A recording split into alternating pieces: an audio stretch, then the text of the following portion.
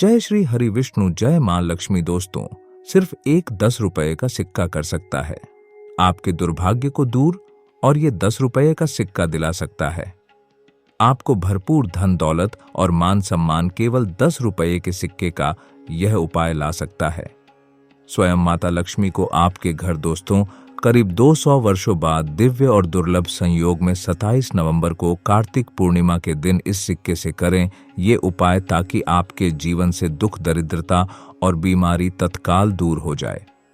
जी हाँ दोस्तों, कार्तिक पूर्णिमा ऐसा अवसर है जब मां लक्ष्मी स्वयं धरती पर पधारती है। और अगर आप भी चाहते हैं कि मां लक्ष्मी का आगमन आपके घर संसार में हो, तो इस वीडियो को लाइक करके कमेंट में जय मां लक्ष्मी लिखना न भूले। दोस्तों, कार्तिक पूर्णिमा के दिन को धनदायिनी पूर्णिमा कहा जाता है। मान्यता है कि इस दिन आकाश से अमृत तत्व की वर्षा होती है, मां लक्ष्मी की विशेष कृपा होती है। और इस वर्ष कार्तिक पूर्णिमा नवंबर दिन सोमवार को मनाई जाएगी। दोस्तों, इस दिन चंद्रमा अपनी 16 कलाओं से परिपूर्ण होता है और कार्तिक पूर्णिमा के दिन सुख संपत्ति की देवी लक्ष्मी अपनी सवारी उल्लू पर सवार होकर धरती पर भ्रमण करती है। मान्यता है कि इस दिन मां लक्ष्मी का जन्म हुआ था, इसलिए यह दिन मां लक्ष्मी को प्रसन्न करने के लिए सबसे उत्तम दिन माना जाता है। अगर आप सुख समृद्धि में वृद्धि करना चाहते हैं तो कार्तिक पूर्णिमा के दिन इनमें से कोई भी उपाय करते हैं तो आपकी आर्थिक तंगी दूर होगी और मां लक्ष्मी की कृपा से धन दौलत में खूब तरक्की होगी और आपको कभी किसी चीज की कमी महसूस नहीं होगी। दोस्तों, कार्तिक पूर्णिमा के दिन सुबह स्नान करने के बाद मां लक्ष्मी की पूजा करें। फिर मां लक्ष्मी की पूजा में उन्हें सफेद पुष्प अर्पित करें। इसके बाद मां लक्ष्मी को सफेद मिठाई का भोग लगाकर व्रत का संकल्प लें। इसके बाद शाम के समय फिर से मां लक्ष्मी की पूजा और आरती करें। ऐसा करने से मां लक्ष्मी प्रसन्न होकर मनोकामनाएं पूर्ण करती हैं। मान्यता है कि जो इस पूर्णिमा की रात जागकर मां लक्ष्मी की उपासना करता है उसे मां लक्ष्मी की विशेष कृपा प्राप्त होती है। दोस्तों, कार्तिक पूर्णिमा की रात लक्ष्मी पूजन से कर्जों से मुक्ति मिलती है, इसलिए इसे कर्ज मुक्ति पूर्णिमा भी कहा जाता है। दोस्तों, ज्योतिष के अनुसार इस रात्रि को श्री सूक्त का पाठ, कनकधारा स्तोत्र, विष्णु सहस्त्र नाम का जाप और भगवान कृष्ण का मधुराष्टकम का पाठ करना कार्यों में सिद्धि दिलाता है। दोस्तों, कार्तिक पूर्णिमा के दिन मां लक्ष्मी के साथ साथ भगवान विष्णु और कृष्ण भगवान की भी पूजा आराधना करें। चंद्रदेव की पूजा आराधना करें और रात्रि में 1 लोटा जल चंद्रदेव को जरूर अर्पित करें। कहा जाता है कि इस दिन चंद्रमा के दर्शन मात्र से ही व्यक्ति के सारे कष्ट मिट जाते हैं। दोस्तों, चंद्रोदय 27 नवंबर की शाम 6:15 पर होगा। दोस्तों, पूर्णिमा के दिन पीपल वृक्ष में देवी लक्ष्मी का आगमन होता है, इसलिए देवी मां की कृपा पाने के लिए इस दिन पीपल वृक्ष पर कुछ मीठा जरूर चढ़ाएं। दोस्तों, मान्यता है कि मां लक्ष्मी को सुपारी बहुत ही प्रिय है। कार्तिक पूर्णिमा पर सुबह माता की पूजा में 10 रुपये के सिक्के पर सुपारी जरूर रखें। फिर पूजा के बाद सुपारी पर लाल धागा लपेटकर अक्षत, कुमकुम, पुष्प आदि से पूजन कर उसे तिजोरी में रखें।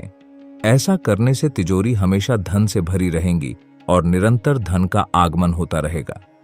दोस्तों, कार्तिक पूर्णिमा को कुमार पूर्णिमा के नाम से भी जाना जाता है। इस दिन कार्तिकेय भगवान की पूजा करने का विशेष महत्व है। मान्यता है कि कुंवारी कन्या द्वारा भगवान कार्तिकेय की पूजा करने से उन्हें मनचाहा साथी मिलता है। और दोस्तों, आज जो हम विशेष उपाय बताएंगे वो 10 रुपये के सिक्के से करना है। उपाय बताने से पहले आपसे रिक्वेस्ट करते हैं कि वीडियो को लाइक जरूर करिएगा, दोस्तों को शेयर कर दीजिएगा। और अगर आपने अभी तक चैनल को सब्सक्राइब नहीं किया है तो चैनल को सब्सक्राइब करके बेल आइकॉन जरूर दबाइएगा। दोस्तों, आखिर 10 रुपये का ही सिक्का क्यों? क्योंकि इसे बड़ा लाभकारी माना जाता है। इसमें स्टील और पीतल का मिश्रण होने के कारण ये शुभ फलदायक बन जाता है। और आखिर 10 अंक का महत्व क्या है दोस्तों? जैसे कि दिशाएं 10 होती है, इसी प्रकार देव भी 10 होते हैं। इंद्र, यम, कुबेर, वरुण, ब्रह्मा, विष्णु, रुद्र, अग्नि, नैऋत्य और पवन। तो किसी भी टोटके और उपाय के लिए 10 रुपये का सिक्का उपयोग में लाना लाभदायक माना जाता है। खासकर कार्तिक पूर्णिमा की रात में अगर आप चुपचाप यहाँ रख देंगे 10 रुपये का सिक्का, तो आपकी किस्मत पलटते देर नहीं लगेंगी। दोस्तों, कार्तिक पूर्णिमा की रात्रि में चंद्रमा की चांदनी अनेक चमत्कारी गुणों से भरपूर शुभ कारक बन जाती है। आप 10 रुपए का सिक्का लेकर उस पर अपना नाम लिखिए। पूरा नाम नहीं लिख सकते हैं तो नाम का पहला अक्षर लिख ले। फिर छत पर या आंगन में खुली जगह पर किसी बर्तन में दूध रख दें और उस दूध में आप उस 10 रुपये के सिक्के को रख दें। फिर इसे 2 घंटे तक चंद्रमा की रोशनी में रहने दें। उसके बाद इस सिक्के को उठाकर उस पर थोड़ा गंगा जल छिड़क कर इस पर हल्दी का टीका लगाए। फिर इसे ले जाकर अपने घर की तिजोरी में रख दें। दोस्तों, ये सिक्का धन को खींचता है और इसे तिजोरी में रखने से धन का आगमन निरंतर बना रहेगा और इससे वर्षों की निर्धनता भी दूर हो जाती है और मां लक्ष्मी का घर में स्थायी वास हो जाता है और इस सिक्के से आपका हर कार्य आसान हो सकता है। दोस्तों, जब भी किसी महत्वपूर्ण काम से आप बाहर जाएं तब उस सिक्के को निकालकर एक दीपक पर 3 बार उल्टा वार कर अपने पर्स में रख लें और मन ही मन कार्य पूर्ति की प्रार्थना करते जाएं तो देखिएगा कामयाबी आपको अवश्य मिलेगी। दोस्तों, कार्तिक पूर्णिमा की रात्रि में खीर को या कई क्षेत्रों में मीठे दूध को चंद्रमा की रोशनी में रखा जाता है। इस खीर या दूध का सेवन करने से अच्छा स्वास्थ्य और सौंदर्य का लाभ होता है। इसे ग्रहण करने से पुरानी से पुरानी बीमारी खत्म हो जाती है और शरीर में कोई नया रोग उत्पन्न नहीं होता। खीर को चांद की रोशनी में रखने से पहले भगवान कृष्ण को भोग लगाया जाना अनिवार्य है। अच्छी सेहत पाने हेतु, रोग बीमारियों को दूर रखने हेतु आप 10 रुपये के सिक्के को किसी खुले पत्र में कटोरी में आंगन में रख दें। पात्र चांदी का है तो अति उत्तम, वैसे आप किसी भी पात्र में इसे रख सकते हैं। उस पर कुछ देर चंद्रमा की रोशनी पड़ने दें, फिर उसे उठाकर अपने तकिए के नीचे रखकर सो जाएं। दूसरे दिन उस सिक्के को चुपचाप जाकर मंदिर में रख कर आएं। आपको हर प्रकार की बीमारी से मुक्ति मिल जाएगी। कार्तिक पूर्णिमा की रात हर किसी को कोशिश करनी चाहिए कि कम से कम 30 मिनट चंद्रमा की रोशनी में रहें। विद्वानों का मानना है कि इसके लिए रात 10 बजे से 12 बजे तक का समय सबसे उपयुक्त साबित होगा। जिन लोगों को आंखों में किसी तरह की दिक्कत हो तो कार्तिक पूर्णिमा की रात चंद्रमा को 15 से 20 मिनट तक टकटकी लगाकर देखें। आपकी परेशानी दूर हो जाएगी। इस दिन मानसिक रोगियों को रोग मुक्ति और मस्तिष्क की मजबूती के लिए आयुर्वेदिक औषधियां पिलाई जाती है। मान्यताओं के अनुसार कार्तिक पूर्णिमा के दिन पूर्ण रूप से शुभ फल पाने के लिए इस दिन सात्विक भोजन ग्रहण करें। इसके अलावा कार्तिक पूर्णिमा के दिन शरीर और मन को शुद्ध रखें और कोशिश करें कि इस दिन उपवास रखें। इसके साथ ही इस दिन चमत्कारी लाभ पाने के लिए सफेद रंग के वस्त्र धारण करें। तो कार्तिक पूर्णिमा का अवसर हाथ से जाने ना दें। इनमें से कोई भी उपाय करके अपनी समस्याओं से मुक्ति पाएं। दोस्तों, वही आपको इस दिन कार्तिक पूर्णिमा की कथा भी जरूर सुननी चाहिए, जिसको सुनने मात्र से आपकी सारी मनोकामनाएं पूर्ण हो जाएंगी। तो आइए शुरू करते हैं कार्तिक पूर्णिमा व्रत कथा। एक पौराणिक कथा के अनुसार तारकासुर नामक एक राक्षस था। उसके 3 पुत्र थे, तारकक्ष, कमलाक्ष और विद्युन्माली। तारकासुर बहुत ही बलवान था। उसने धरती व स्वर्ग पर अपना आतंक मचा रखा था, जिससे परेशान होकर देवताओं ने भगवान शिव से उसका अंत करने के लिए प्रार्थना की। उनकी प्रार्थना सुनकर भगवान शिव ने तारकासुर का वध किया। इससे देवता बड़े प्रसन्न हुए। उसके 3 पुत्रों को यह सुनकर बड़ा दुख हुआ और उन्होंने इसका बदला लेने के लिए ब्रह्मा जी की घोर तपस्या की। उनकी तपस्या से प्रसन्न होकर ब्रह्मा जी ने तीनों से वरदान मांगने को कहा। तीनों ने ब्रह्मा जी से अपने अमर होने का वरदान मांगा। ब्रह्मा जी ने अमरता के अलावा कोई दूसरा वरदान मांगने को कहा। इसके बाद उन तीनों ने कुछ देर तक इस पर बहुत विचार किया और फिर ब्रह्मा जी से कहा, आप 3 अलग अलग नगरों का निर्माण करें जिसमें सभी बैठकर पूरी पृथ्वी और आकाश में घूम सकें। 1000 साल बाद जब हम मिलें तो हम तीनों के नगर मिलकर एक हो जाएं। जो देवता तीनों नगरों को एक ही बाण से नष्ट करने की क्षमता रखता हो, वही हमारी मृत्यु का कारण बने। उन सब की नजर में यह एक असंभव कार्य था। उन्होंने उन्हें वह वरदान ब्रह्मा जी के निर्देशानुसार मैदानव ने उनके लिए 3 नगरों की स्थापना की। तारकक्ष के लिए सोने का, कमला के लिए चांदी का और विद्युन्माली के लिए लोहे का नगर बनाया गया। तीनों ने मिलकर तीनों लोकों पर अपना अधिकार जमा लिया। इंद्र देवता इन तीनों राक्षसों से बहुत भयभीत हुए और भगवान शंकर की शरण में गए। इंद्र की बात सुनकर भगवान शिव ने इन दानवों का नाश करने के लिए एक दिव्य रथ का निर्माण किया। इस दिव्य रथ की हर एक चीज देवताओं से बनवाई गई थी। चंद्रमा और सूर्य से पहिए बने, इंद्र, वरुण, यम और कुबेर रथ के 4 घोड़े बने, हिमालय धनुष बने और शेषनाग प्रत्यंचा बने।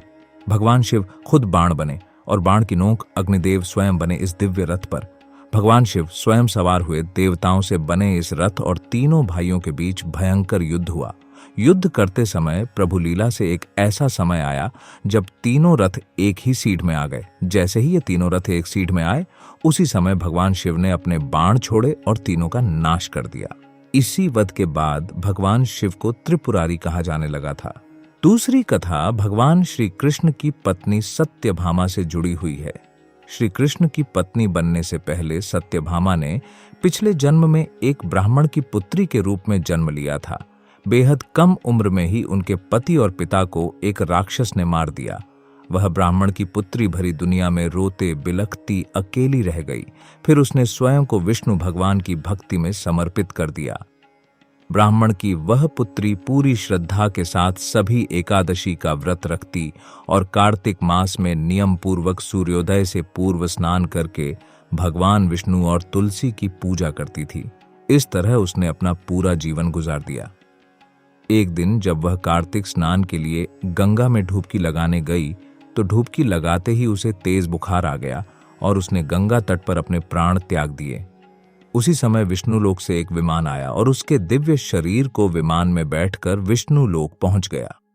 कहते हैं कि जब भगवान विष्णु ने धरती पर कृष्ण के रूप में अवतार लिया, तब उस ब्राह्मण पुत्री ने भी सत्यभामा के रूप में जन्म लिया।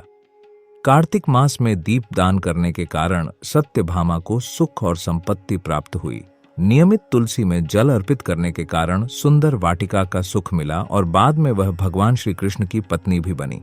तीसरी कथा के अनुसार एक बार इल्ली ने घुन से कहा कि चलकर दोनों कार्तिक स्नान कर लेते हैं।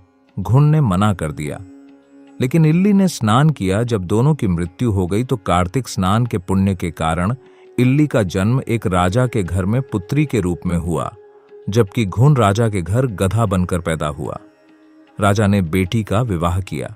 बेटी जब ससुराल जाने लगी तो उसने अपनी पालकी रुकवाई और राजा से गधा को भी साथ ले जाने को कहा। राजा ने बहुत समझाया, लेकिन बेटी जिद पर अड़ी रही। बेटी को ससुराल गधा भी ले जाने दिया। महल में पहुंचने पर गधे को महल के नीचे बांध दिया गया। लड़की गधे से चोरी छिपे बातें करती तो उसके पति को शक होने लगा। उसने अपनी रानी से सारी बातें बताने कही। तब रानी से राजा को सारी बातें समझाई। रानी की बात सुनकर राजा को कार्तिक स्नान का महत्व समझ आया। उसके बाद वह भी अपनी रानी के साथ अत्यंत प्रसन्न मन से कार्तिक स्नान कर दान पुण्य करने लगा। उसने सारी नगरी में यह भी कहलवा दिया कि सब कार्तिक स्नान कर नहाया हुआ पानी घून पर डालेंगे, जिससे बाद में घून को मोक्ष की प्राप्ति हुई। तो दोस्तों, आशा करते हैं कार्तिक पूर्णिमा व्रत से जुड़ी हुई यह महत्वपूर्ण जानकारी आपके लिए अवश्य उपयोगी सिद्ध होगी। तो दोस्तों, आपको जानकारी कैसी लगी हमें कमेंट में जरूर बताइएगा। वीडियो अच्छा लगा हो तो वीडियो को लाइक, शेयर और चैनल को सब्सक्राइब करना न भूलिएगा। आप सभी के मंगल की कामना करते हुए मिलते हैं अगली वीडियो में। धन्यवाद। जय श्री हरि विष्णु, जय मां लक्ष्मी।